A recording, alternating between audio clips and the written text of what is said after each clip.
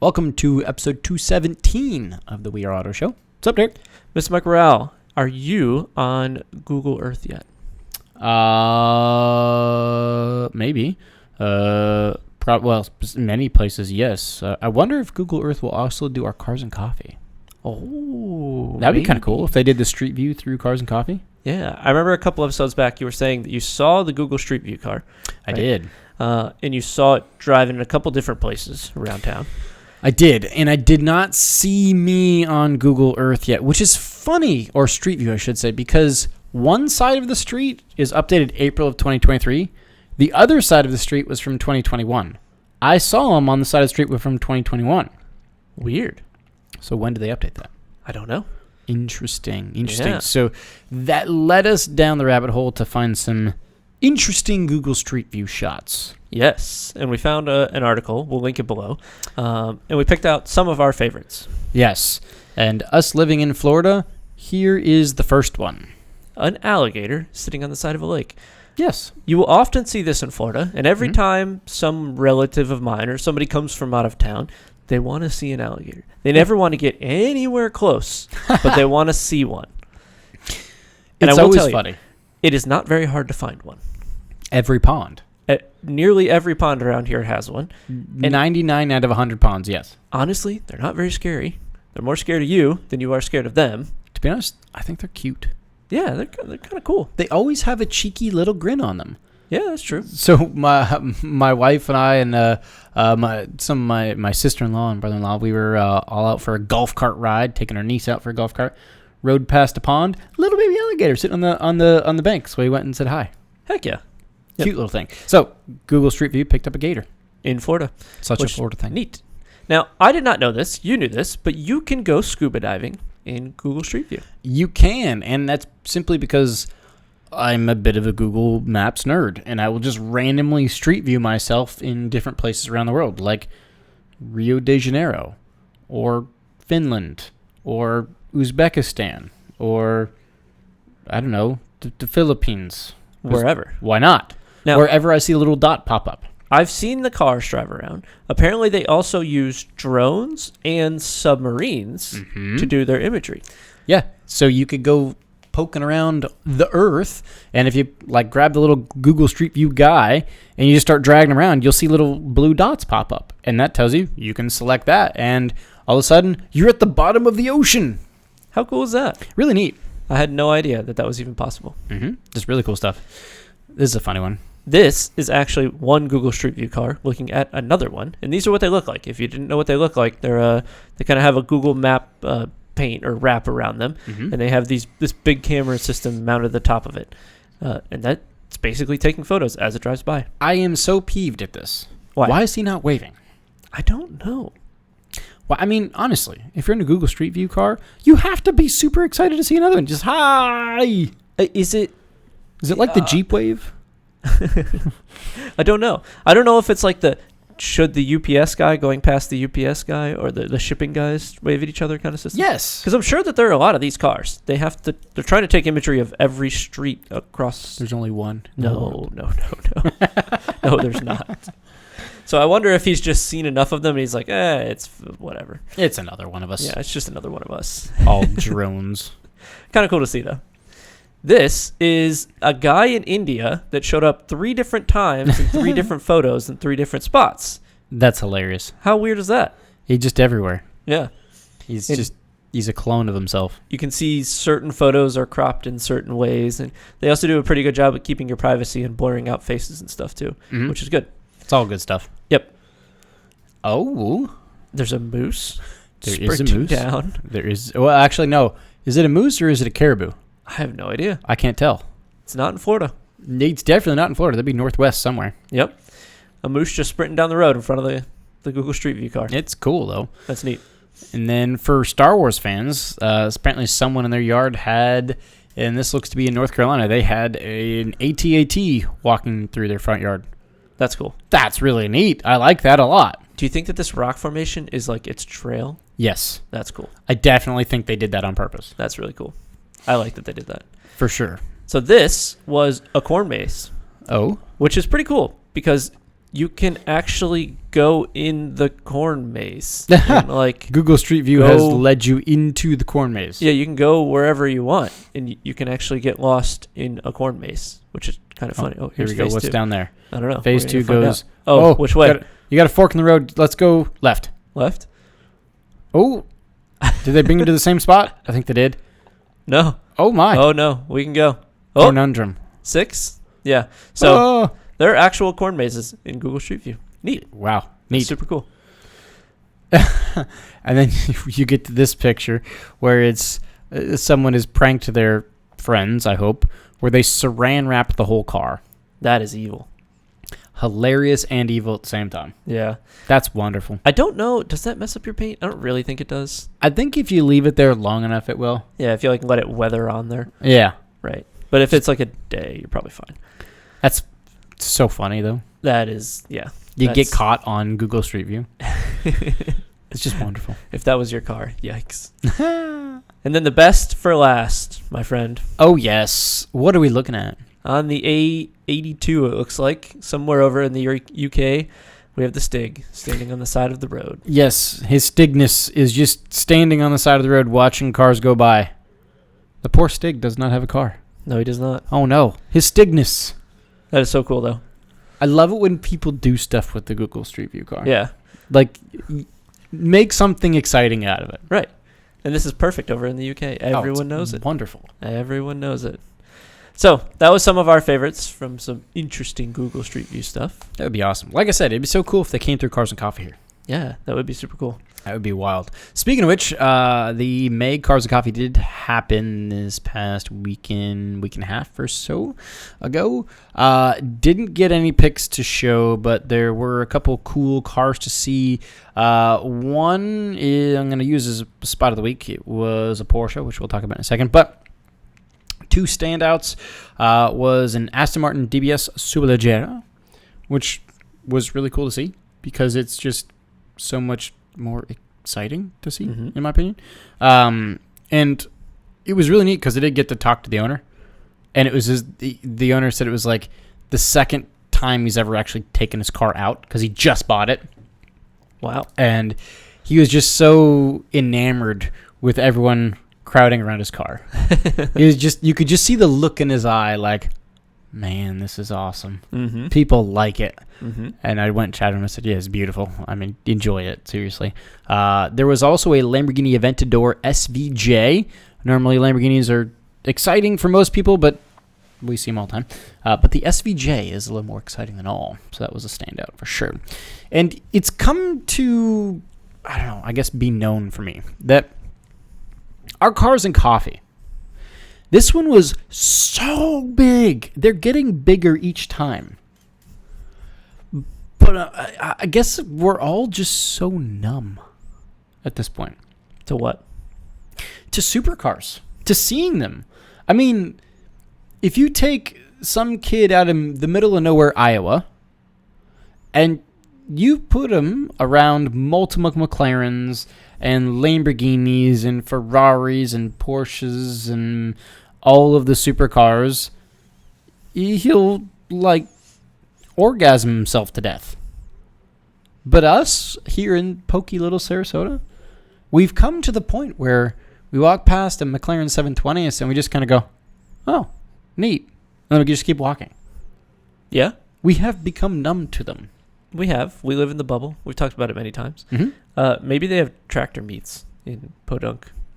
I would like to go to that. I would too. Because, I would be enamored by all the weird farm equipment that I have no idea about. But you know what? It'd be something new and it'd be kind of interesting. It would be really neat. I think it's just because we've seen so many of them that, you get accustomed to them. It'd be like them going to a tractor meet. They see them all the time. They kind of know them inside and out, and it just is what it is. Mm-hmm. So maybe we should get into tractors. I would like to.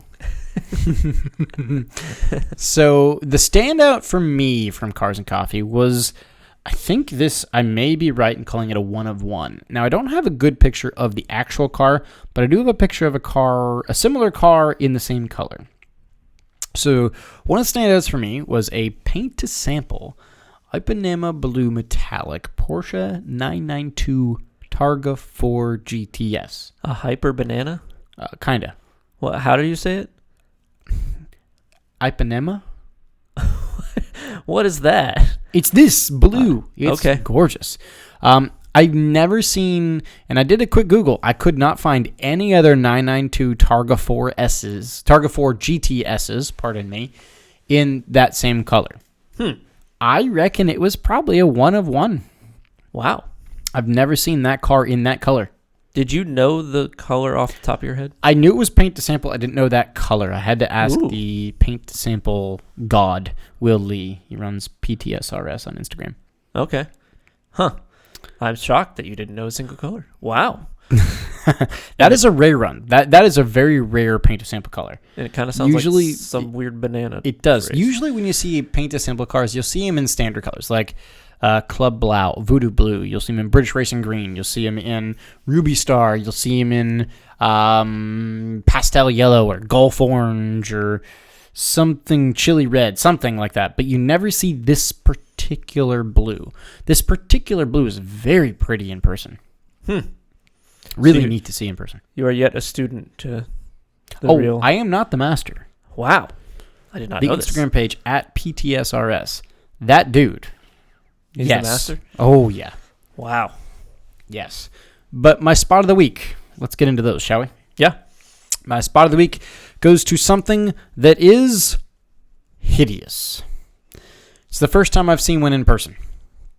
It is the new BMW XM, the new SUV performance plug-in hybrid thing. I saw one as they were unloading it off the trailer. Well, driving it like onto the lot. Oh my God! It is hideous.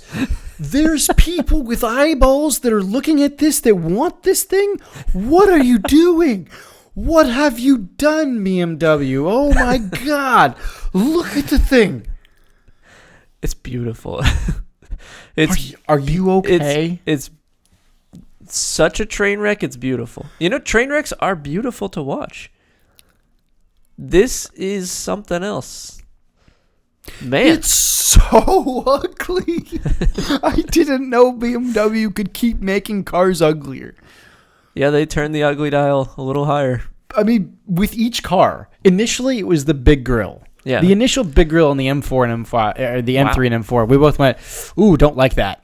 And then they went harder with the i7. Hold my beer. Yeah, and then they went harder with the iX, which is electric that doesn't need a grill that has two massive grills. And then they went, well, have you met the XM? This thing is a thing of beauty. Holy moly. It's boxy, big, grilly, very edgy, kind of odd feeling in almost every way. There's Yeah. people that are going to buy this. Oh, yeah, certainly. You know what? Real quick. Oh, Let yeah. me see. How much does it cost? They were unloading this at the local BMW dealer. As I was driving by, yeah. Nice. Holy shit!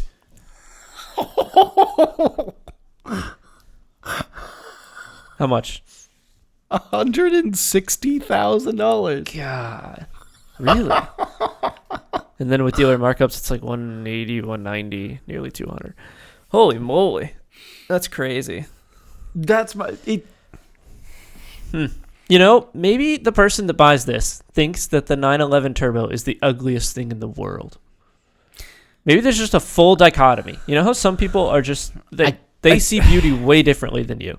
They do. You're right, and I think it's because they're blind. No, I think BMW is finding their niche in the segment of blind car buyers. No, sure, we cannot like it, but we are used to the sports car aerodynamic shape. This is quite the opposite. This is the most unaerodynamic brick of a thing with massive nostrils and squinty eyes I've ever seen in my life. It's pretty opposite. It's so ugly. But you know, people spend hundreds of thousands of dollars on weird paintings that me and you find odd, and You're right. there's a market for it. You're right. So But they're going to keep on making them. that's my spot of the week because it's the first time I've seen that thing. Beautiful. Uh-huh. Beautiful. A work of art. A real work of It's art. something. Speaking of a work of art, what let did me you show see? you the car that I saw, Mm. which is an Aston Martin Vantage. Oh, that's such a pretty car. To me and you, this is probably one of the prettiest cars ever made. It definitely is. It's funny. I had this conversation at Cars and Coffee as well. Aston Martin, I don't think you can call them the best cars, but what you can call them is the prettiest cars. Yeah. Yeah. They're just pretty. They just are pretty. They've got hips. They've got a face. They're just pretty. They're aggressive in all the right ways. Yep.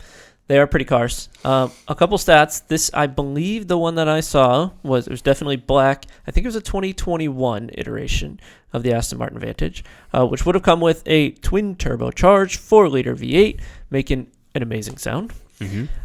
503 horsepower, 505 pound-feet of torque, so plenty of grunt comes with that noise. Yes. An 8-speed automatic. Kind of a shame it's not a manual. No, you could buy it in a manual. Could you? They did. They gave you the option of a dog-leg manual. That's neat. That is neat. I don't think this one was. That one's not. Looks like it's not. Top speed of 190 miles an hour. That's blisteringly fast. It is, but for today, that's not. No. When your average supercar is 200 and something. Anything above, I mean, you would never touch that speed in this car. No, never. Never. But I think anything above like 160, 170, you're like at, okay, never happening range. Ever. Yeah. No. So it really doesn't matter. 0 to 60, though, that does matter. You can do that light to light on the street. It is 3.4 seconds. Properly quick. Quick. Not the fastest thing in the world, but quick. It doesn't Sporty. have to be.